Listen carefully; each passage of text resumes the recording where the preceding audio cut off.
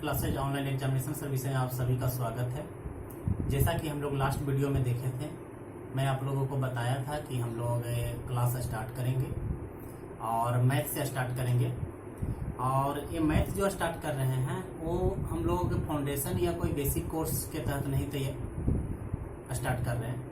ये हम लोग टारगेट के तहत स्टार्ट कर रहे हैं। जो आने वाले एग्जाम हो, कोई भी एग्जाम हो, चाहे आप कोई RRB NTPC का हो, RRB ग्रुप डी रेलवे का हो, या कोई भी जिसमें कि मैथ पूछता हो, उसमें हम लोग चैप्टर बाई चैप्टर स्टार्ट करेंगे। और आज मैं जो स्टार्ट करने वाला हूँ रेशियो एंड प्रोपोर्शन, यह बहुत ही वैल्यूएबल चैप्टर है। कोई भी एग्जाम आप ले लीजिए, इससे क्वेश्चन 2 या 4 क्वेश्चन आता ही आता है। तो आज हम लोग रेशियो एंड प्रोपोर्शन से स्टार्ट करेंगे और आज मैं आप लोगों के साथ 12 क्वेश्चन के साथ आया हूँ और ये हम लोग ट्रिक बेसिस पे बनाएंगे। और ये जो भी 12 क्वेश्चन है ये हमने क्वेश्चन बैंक से लिया हूँ, और या तो सेम टू सेम जो एग्जाम में आया वही क्वेश्चन है, नहीं तो उसके बेस पे क्वेश्चन है जैसा कि पूछता है। क्योंकि मेरे पास भी एक्सपीरियंस है, मैं भी इतना सारा एग्जाम दिया हूँ। तो ये वॉल्यूम 1 है। इसके बाद भी एक हम लोग वॉल्यूम 2 लाएंगे, उसमें भी रेशियो एंड प्रोपोर्शन के 15 से 20 क्वेश्चन आएगा। इसके तहत हम लोग टारगेट बैच के तहत हम लोग कंप्लीट कर लेंगे रेशियो एंड प्रोपोर्शन। क्योंकि मैं ऐसा सोचा हूँ कि हर चैप्टर से 20 से 25 क्वेश्चन मैं सॉल्व करूँ, क्योंकि आने वाला जो एग्जाम है उसके ध्यान में रखते हुए तो हम लोग यह स्टार्टअप करेंगे। और ऐसे ही 20 से इसके बाद हम लोग फाउंडेशन या बेसिक कोर्स में हम लोग शुरू से सीखेंगे, उसके लिए अलग से वीडियो आएगा। तो अब हम लोग 12 क्वेश्चन के साथ हम लोग स्टार्ट कर रहे हैं। तो हम लोग को पहला क्वेश्चन है कि यदि A अनुपात B का अनुपात 3:4 है, B अनुपात C का अनुपात 2:5 है, तो A अनुपात B अनुपात C क्या है? व्हाट? तो हम लोग यहां देखेंगे A अनुपात B इक्वल टू 3:4, B अनुपात C इक्वल टू 2:5। तो हम लोग को फाइंड आउट करना है A अनुपात B अनुपात C कितना है। ठीक है। तो इसमें हम लोग देख रहे हैं कि दोनों अनुपात में B और B कॉमन है। सो अगर हम B के इक्विवेलेंट कर देते हैं, दोनों को बराबर कर देते हैं, तो हम लोग को तीनों का अनुपात आ जाएगा। तो यहाँ B में 4 है, यहाँ B में 2 है।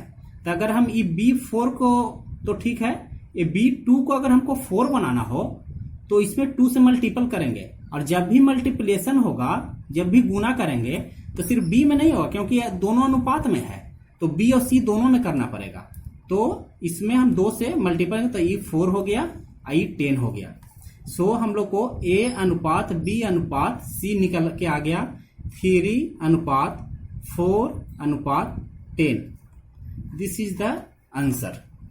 सो हम लोग पहला क्वेश्चन कंप्लीट किए। अब आते हैं दूसरा क्वेश्चन पे। सेकंड क्वेश्चन है, यदि A अनुपात B अनुपात C 1:3:2 है और C अनुपात D अनुपात E 1:2:3 है, तो A B C D E का अनुपात क्या होगा? यहां हम लोग देखेंगे first of all answer A अनुपात B अनुपात C 1:3:2 है और C अनुपात D अनुपात E 1:2:3 है। तो यहां भी हम लोग देख रहे हैं कि C और C दोनों में कॉमन है, और C और C कॉमन है तो C और C का हम लोग बराबर करेंगे। तो यहाँ C 2 है, यहाँ C 1 है, तो इसमें हम लोग अगर 2 से मल्टीपल कर देते हैं तो इक्विवेलेंट हो जाएगा 2 से, यानी कि 2 2 दूनी 4 3 दूनी 6। अब हम लोग यहाँ A अनुपात B अनुपात C अनुपात D अनुपात E निकालेंगे। A कितना है जी? 1, B 3, C 2, D 4 और E 6। So this is the my answer. तो अब हम लोग थर्ड क्वेश्चन पे आते हैं। थर्ड क्वेश्चन है, A अनुपात B 3:5 है, B अनुपात C 7:2 है, तो A अनुपात C का मान ज्ञात करें। अनुपात मतलब होता है बटा, यानी कि A/B बराबर 3/5 B/C यानी B/C बराबर 7/2। तो हम लोग को क्या निकालना है? A अनुपात C निकालना है ना। तो अब हम लोग A/B मल्टीपल B/C यानी 3/5 मल्टीपल 7/2। यहाँ B से B क्रॉस हो जाएगा, A/C यहाँ अगर हम मल्टीप्लिकेशन करेंगे, गुना करेंगे तो 21/10, इसलिए A अनुपात C बराबर 21/10। This is our answer. अब हम लोग फोर्थ क्वेश्चन पे आएंगे। A और B का आय का अनुपात, A और B के आय का अनुपात 3:2 है और उनके खर्च का अनुपात 4:3 है तथा उनकी बचत क्रमशः 2000 और 1000 रुपया है। तो A और B की आय ज्ञात करें। हम लोग फोर्थ क्वेश्चन में देख लीजिए। A और B, A अनुपात B क्या है जी? आय यानी कि इनकम। इनकम का अनुपात कितना है जी? 3:2 है। ठीक है। खर्च, खर्च यानी एक्सपेंडिचर, एक्सपेंडिचर खर्च, खर्च का अनुपात कितना है जी? 4:3 है। ठीक है। और उनकी बचत क्रमशः 2000 और 1000 रुपया। सबसे पहले हम लोग यहाँ क्या करेंगे कि इनकम 3:2 है और खर्च है जो 4:3 है, तो हम लोग इनकम में मल्टीप्लिकेशन कर देंगे ताकि इनकम बड़ा हो जाए। यहाँ रेशियो में हम देख रहे हैं कि एक्सपेंडिचर 4 है तो इनकम 3 है, जबकि अगर हम रेशियो को बढ़ाना चाहते हैं तो दोनों में मल्टीप्लिकेशन करेंगे। यहाँ हम लोग अगर 2 से मल्टीपल करते हैं तो ये 6 हो जाएगा और ये हो जाएगा 4। ठीक है। इनकम में हम लोग 2 से मल्टीपल किए हैं ताकि देखिए इनकम है जो खर्च से ज्यादा होना चाहिए। ऐसा तो ना होगा कि खर्च ही ज्यादा हो जाएगा इनकम ही कम होगा, ऐसा कोई कर सकता है क्या?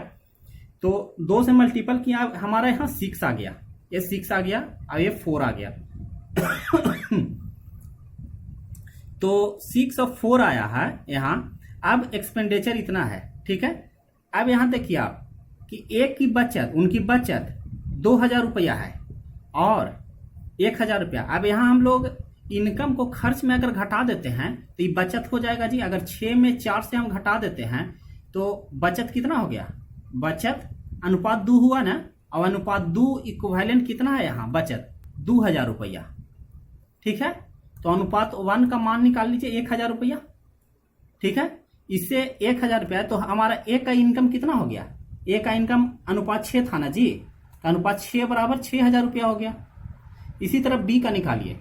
बचत बी का कितना है? 1000 रुपया, लेकिन यहाँ अनुपात में बचत कितना हो गया? 4 इनकम है और 3 खर्च है, तो बी का ई तो ए का हो गया। और यहाँ बी का निकाल रहे हैं तो अनुपात 1 हो गया, क्योंकि 4 में से 3 गया 1 बराबर कितना हो गया? 1000 रुपया। सो एक बी का अब हम लोग आय निकालेंगे, तब बी का आय कितना है जी? 4 है। तो 4 बराबर, तो 4 गुने 1000 यानी 4000 रुपया। अब यहाँ पर आंसर हो गया जी 4000 रुपया और 6000 रुपया। 6000 ए का इनकम हुआ और 4000 हो गया बी का इनकम हो गया।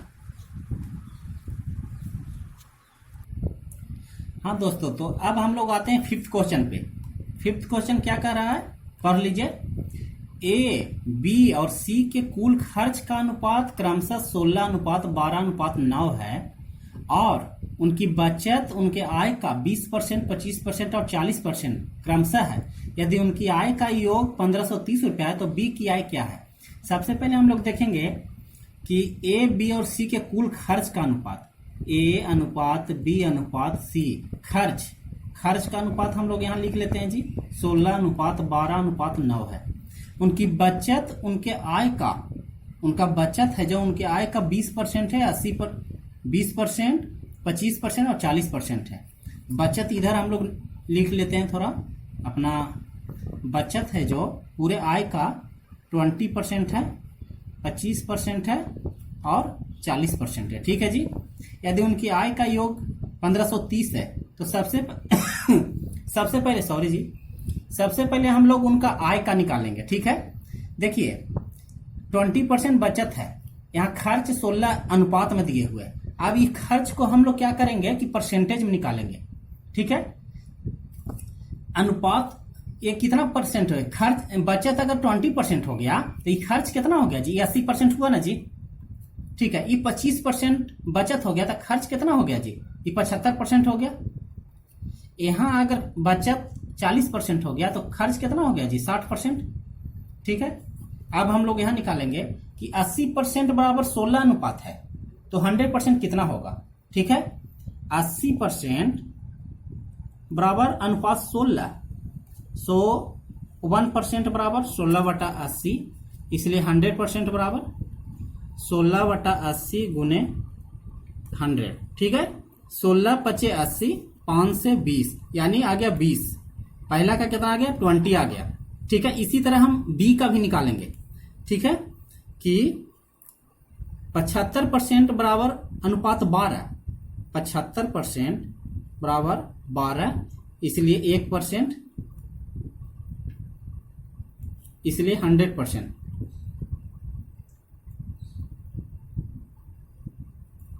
पचीतिये 75, 25 को 100, 3 को 12, यानी 16 आ गया ही।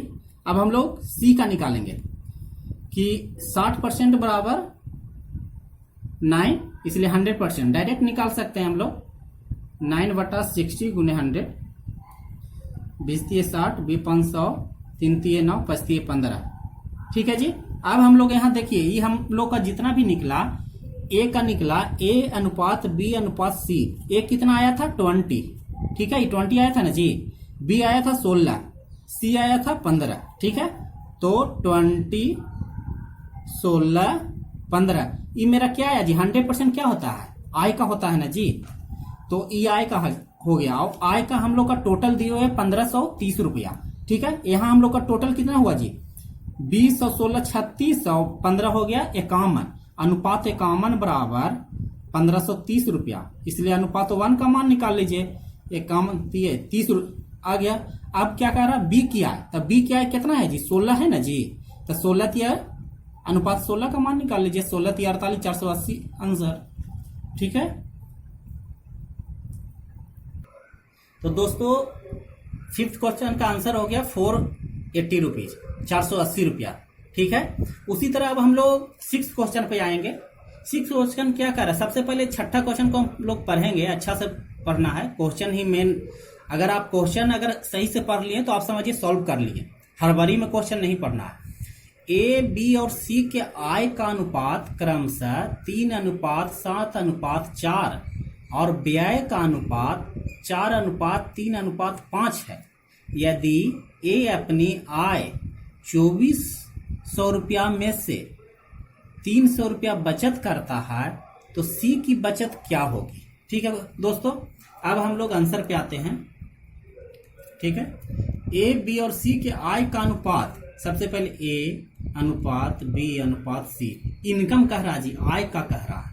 ठीक है, 3:7:4 है। ठीक है, और व्यय का अनुपात यानी कि खर्च, व्यय और खर्च दोनों सेम ही होता है जी।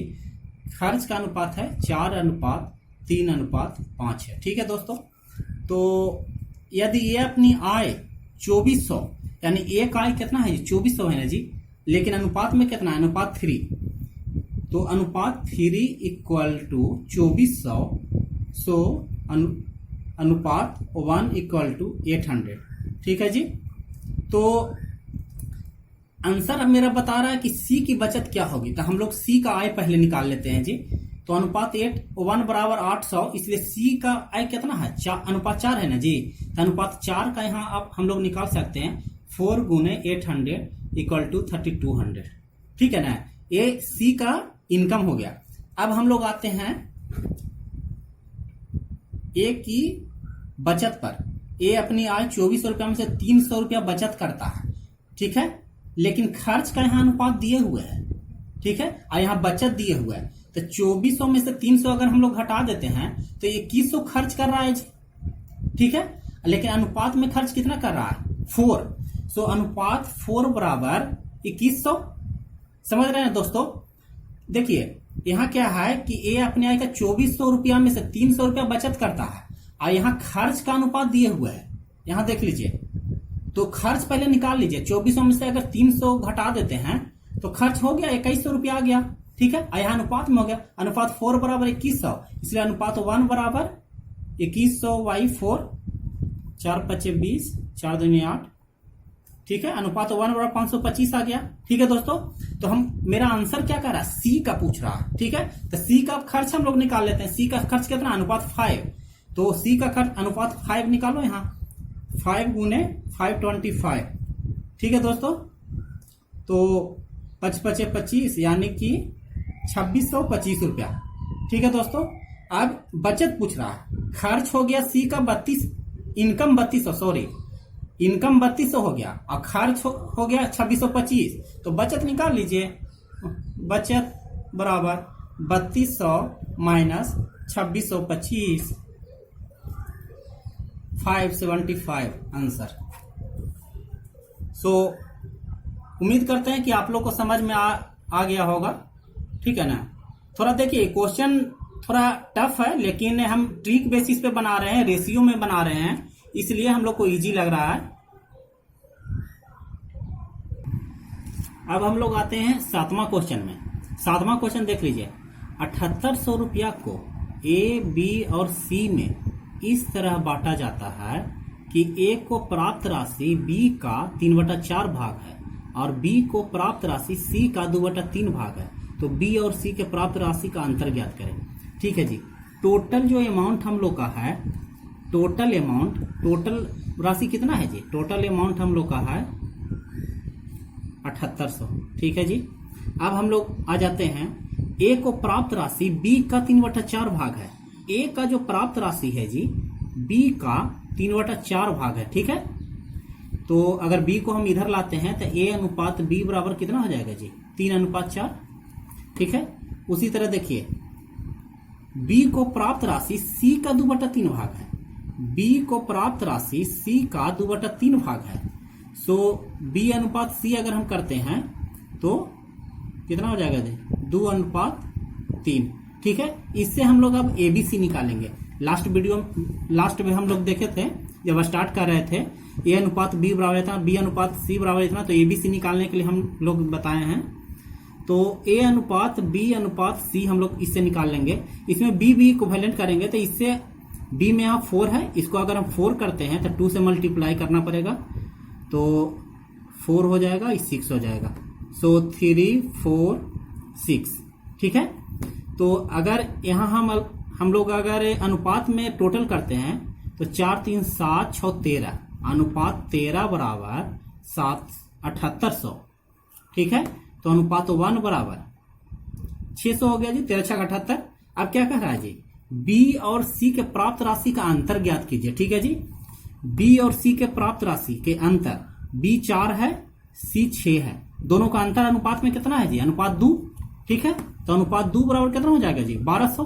सो 1200 इज माई आंसर, ओके।